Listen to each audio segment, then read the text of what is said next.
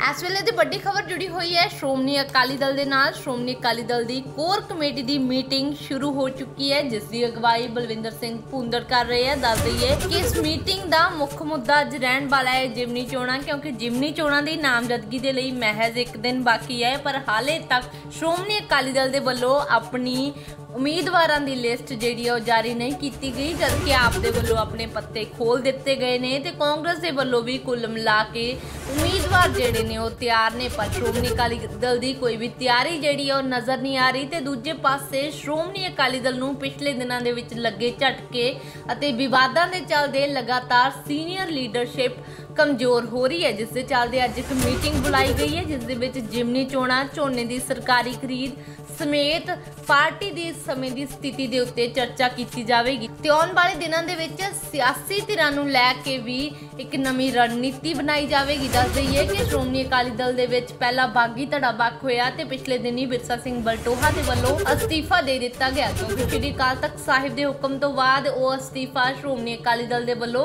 प्रवान भी किया गया। हुण जो हालात इस समय श्रोमणी अकाली दल दे बने हुए हैं उस दे विच एक कोर कमेटी एक अहम रोल अदा करेगी, क्योंकि इस कोर कमेटी दे चलदे ही एक अगला फैसला जिहड़ा है श्रोमणी अकाली दल दा सामने आवेगा कि की जिमनी चोणां दे विच श्रोमणी अकाली दल अपने किहड़े-किहड़े पत्ते खोलेगी ते किहड़े उम्मीदवारां नूं मैदान दे विच उतारेगी। एक वड्डा सवाल बनिया होया है, क्योंकि एक पासे सूत्रां दे हवाले तो यह भी खबर सामने आ रही है कि श्रोमणी अकाली दल इस बार जिमनी चोणां दे विच अपने उम्मीदवार नहीं उतार रही। ते सारे पक्षां दे उत्ते एक वड्डी सियासत जिहड़ी है वो हो रही है, ते दूजे पासे सस्पेंस भी जिहड़ा है वो लगातार बनया हुआ है, जिस दे चलदे हुणे मीटिंग एक अहम रोल जिहड़ी है इस समय अदा करेगी, क्योंकि एक पासे जिमनी चोणां दा समा ते दूजे पासे लगातार पार्टी दी सियासत दे विच गरमाहट। क्योंकि दस दईए कि सुखबीर सिंह बादल जो कि पार्टी दे प्रधान ने उन्हां नूं भी अकाल तख्त साहिब तो तनखाहिया करार दिता हुआ है। तो इन्हां तमाम चीज़ों नूं देखते हुए एक मीटिंग खास रूप लैण वाली है। पर इस वेले दी वड्डी खबर है कि मीटिंग जिहड़ी है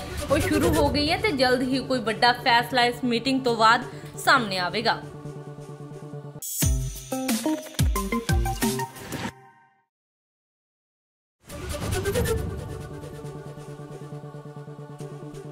इस वेले दी बड़ी खबर जुड़ी हुई है श्रोमणी अकाली दल दे नाल। श्रोमणी अकाली दल दी कोर कमेटी दी मीटिंग शुरू हो चुकी है, जिसकी अगवाई बलविंदर सिंह भुंदड़ कर रहे हैं। दस दईए कि इस मीटिंग का मुख्य मुद्दा अज रहन वाला है जिमनी चोणां, क्योंकि जिमनी चोणां दी नामजदगी दे लई महज एक दिन बाकी है। पर हाले तक श्रोमणी अकाली दल दे वल्लों अपनी उम्मीदवारां दी लिस्ट जिहड़ी है जारी नहीं की गई, जबकि आप दे वल्लों अपने पत्ते खोल दिते गए ने ते कांग्रेस दे वल्लों भी कुल मिला के उम्मीदवार जिहड़े ने वो तैयार ने। पर श्रोमणी अकाली दल दी कोई भी तैयारी जिहड़ी है नज़र नहीं आ रही। ते दूजे पासे श्रोमणी अकाली दल नूं पिछले दिनां दे विच लगे झटके अते विवादां दे चलदे लगातार सीनियर लीडरशिप कमजोर हो रही है, जिस दे चलदे अज एक मीटिंग बुलाई गई है, जिस दे विच जिमनी चोणां, झोने दी सरकारी खरीद समेत पार्टी दी समय दी स्थिति दे उत्ते चर्चा की जाएगी। ते आउण वाले दिनां दे विच सियासी धिरां नूं लै के भी एक नवीं रणनीति बनाई जाएगी। दस दईए कि श्रोमणी अकाली दल दे विच पहला बागी धड़ा बक होया ते पिछले दिनी बिरसा सिंह बलटोहा दे वल्लों अस्तीफा दे दिता गया, क्योंकि श्री अकाल तख्त साहिब दे हुक्म तो बाद वो अस्तीफा श्रोमणी अकाली दल दे वल्लों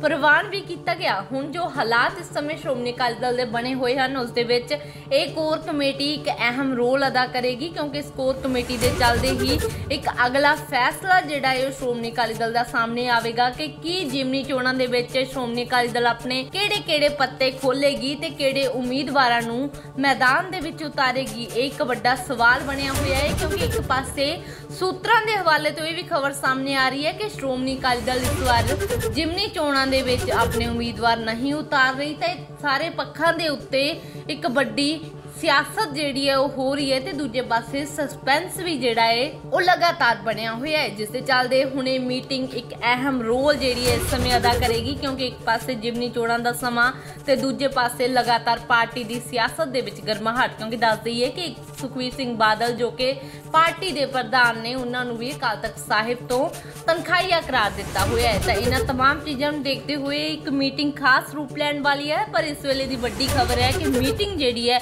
वो शुरू हो गई है, तो जल्द ही कोई बड़ा फैसला इस मीटिंग तो बाद सामने आवेगा।